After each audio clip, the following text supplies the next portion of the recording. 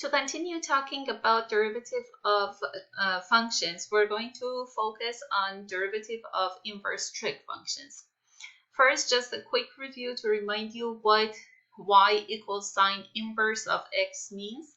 The answer to the entire function is an angle whose sine value is x. So never say that here x is an angle. It's not.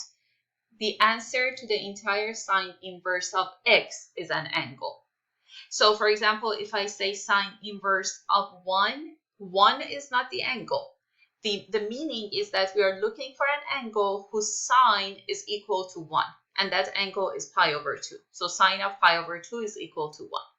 So that's just a quick review for you to remember what inverse trig functions mean. Now, if I have y equals sine inverse of u, where u is a function of x, then derivative of that would be y prime equals u prime. So you see u, whatever we have here, its derivative goes in the numerator, and then in the denominator we have square root of 1 minus u squared. Similar for cosine, derivative is, look, I'm going to copy down everything that I wrote for sine inverse of u. So I'm writing u prime, and then in the denominator, square root of 1 minus u squared.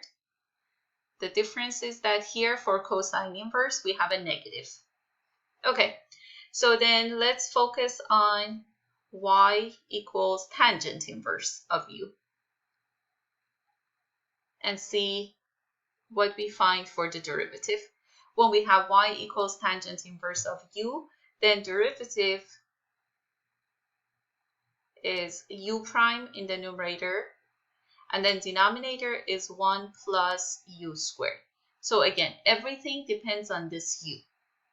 Similar to that, if we have y equals cotangent inverse of u, where u is a function of x, then derivative is, I'm going to copy down everything that I wrote for derivative of tangent inverse of u. So I'm going to have derivative of u in the numerator, 1 plus u squared in the denominator, but I'm going to put a negative here.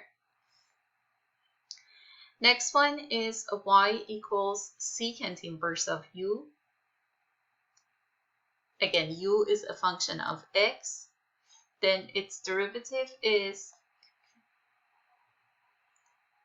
derivative of u in the numerator. Denominator is absolute value of u times square root of u squared minus 1.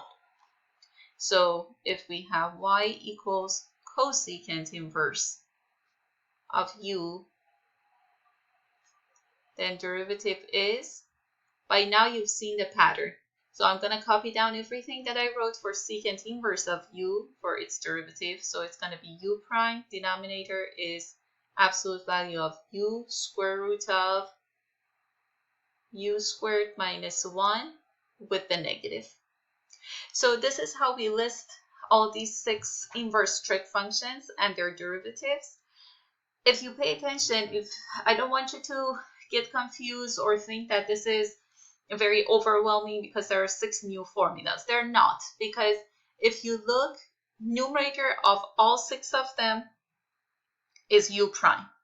So when you see an inverse trig function, whether it's sine inverse, cosine inverse, tangent inverse, cotangent inverse, secant inverse, or cosecant inverse of u, everything depends on that u.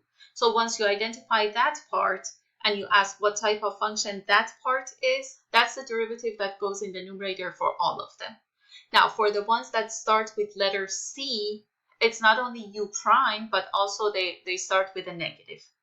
And then the denominator, 2 by 2, denominators are matching. Denominator of sine inverse of u, denominator of cosine inverse of u are the same. Denominator of derivative of tangent inverse of u and derivative of cotangent inverse of u, the same denominators. The same goes for derivative of secant inverse of u and derivative of cosecant inverse of u. You see that they have the same denominators.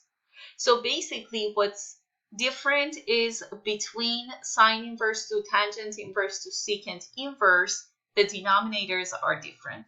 So I'll let you work with this a little, make sure that you understand it very well, and in the next video I'll show you some